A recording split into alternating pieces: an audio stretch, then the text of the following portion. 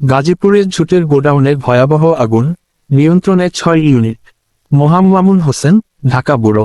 গাজীপুর মহানগরীর কোনাবাড়ী এলাকায় ঝুটের গোডাউনে ভয়াবহ অগ্নিকাণ্ডের ঘটনা ঘটেছে। প্রথমে একটি গোডাউনে আগুন লাগলেও মুহূর্তের মধ্যেই তা পাশের একাধিক গোডাউনে ছড়িয়ে পড়ে, যা স্থানীয়দের মধ্যে তীব্র আতঙ্ক সৃষ্টি করে। বৃহস্পতিবার ৮ জানুয়ারি বিকেল 4টার দিকে এ ঘটনা ঘটে। জানা যায়, প্রথমে কোনাবাড়ী ফায়ার সার্ভিসের 2টি ইউনিট ঘটনাস্থলে পৌঁছে আগুন নিয়ন্ত্রণের কাজ শুরু করে। আগুনের তীব্রতা বাড়ায় পরবর্তীতে সারাপো ও ডিবিএল ফায়ার স্টেশন থেকে আরও 3টি ইউনিট পাঠানো হয়।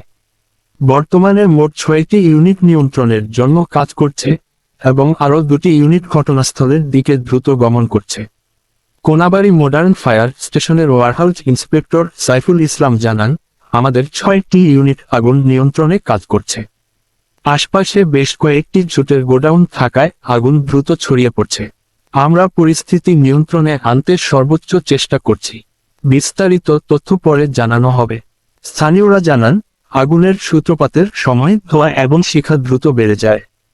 গোডাউনে থাকা ঝুটের পরিমাণ বেশি হওয়ায় আগুন আরও দ্রুত ছড়িয়ে পড়ে।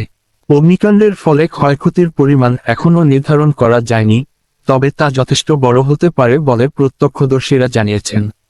ফায়ার সার্ভিস জানিয়েছে, আশপাশের বসতবাড়ি ও ব্যবসায়িক প্রতিষ্ঠানের নিরাপত্তা নিশ্চিত করতে দ্রুত পদক্ষেপ নেওয়া হচ্ছে। তারা স্থানীয়দেরও সতর্ক থাকার অনুরোধ জানিয়েছেন এবং আগুনের প্রকোপ থেকে সম্পদ রক্ষা করার জন্য সংযম ও নিরাপদ দূরত্ব বজায় রাখার নির্দেশ দিয়েছেন।